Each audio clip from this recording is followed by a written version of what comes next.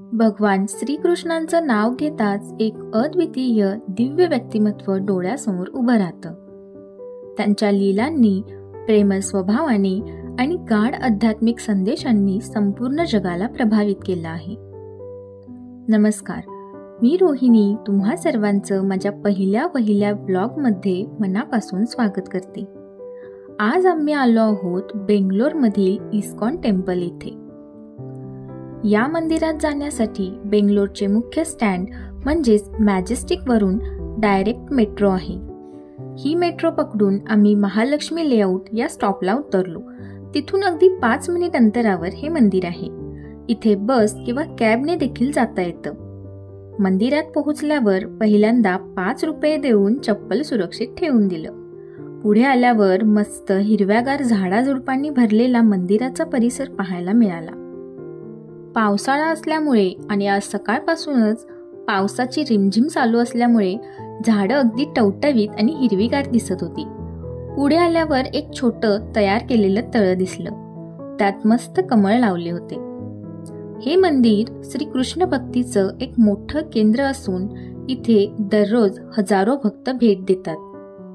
हे मंदिर 1997 साली उभारलं गेलं आणि आज ते भारतातील सर्वात भव्य कृष्ण मंदिरांपैकी एक आहे.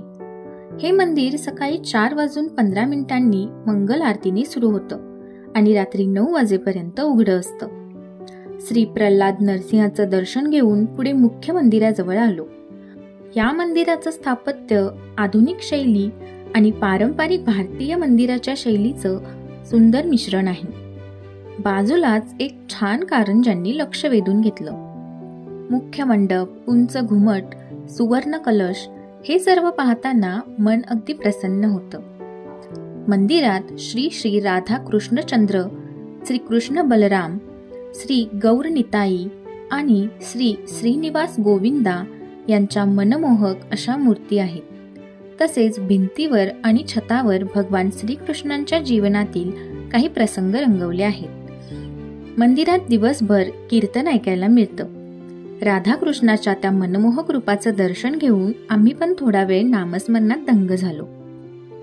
मंदिरात गोविंदा स्टोअर आहे, जिथे तुम्हाला धार्मिक पुस्तके, भक्तिगीतांची CD, कृष्णमूर्ती, तुळशीच्या माळा, फोटो व इतर विविध वस्तू पाहायला मिळतात.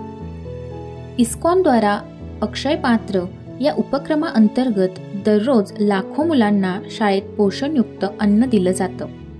अन्नदान हेच श्रेष्ठ दान असल्याने आम्ही पण पावती करून प्रसाद घ्यायला निघालो.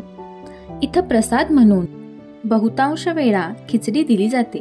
प्रसादाची वेळ ही सकाळी 11:30 ते दुपारी 2 अशी आहे. प्रसन्न मन घेऊन मंदिरातून बाहेर पडलो. मन तर तृप्त झालंच होतं, पण जिभेलाही तृप्त करावं म्हणून गरमागरम चहा घेतला आणि घरी निघालो.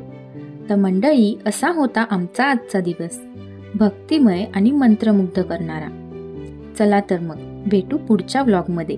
तोपर्यंत मस्त हसत रहा आणि हो, लाईक, शेअर आणि सबस्क्राईब करायला विसरू नका. थँक्यू.